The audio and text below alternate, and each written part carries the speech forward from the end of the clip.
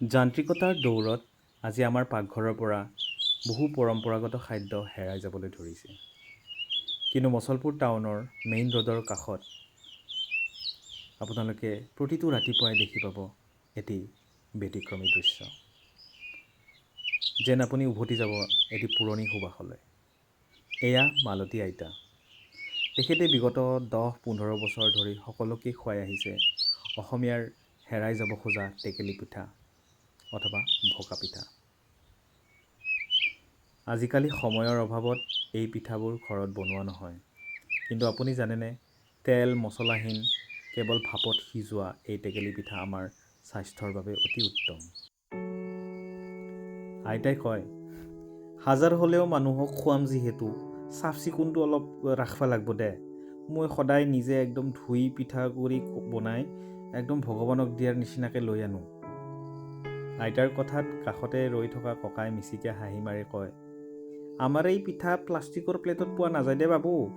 মই একদম ৰাতিপুৱাই যাই গাছৰ একদম সেউজীয়া কলপাতটো কাটি আনো, তাতে দি দিওঁ আৰু একদম বৰ ধুনীয়া এটা গোন্ধ পাই যায়।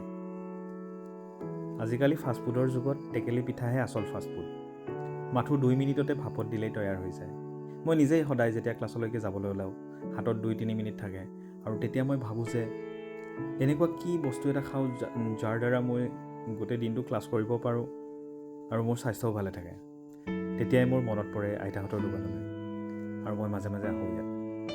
আহি ইয়াত বহি তেওঁলোকৰ পৰিৱেশটো চাই এক বুজাব নোৱাৰা ভাল লাগে মনটো। তেওঁলোকৰ লগত কথা পাতোঁ। বজাৰৰ কৃত্ৰিম খাদ্যবোৰক বিদায় দি আহক আমি আকৌ আদৰি লওঁ আমাৰ শিপাৰ এই সোৱাদ।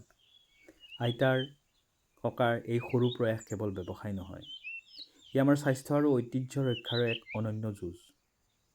তো নেক্সট টাইম আপোনালোকৰ ভোক লাগিলে মেগী নহয় দেই, কলপাতৰ গৰম টেকেলি পিঠা এটুকুৰা খাই চাবচোন।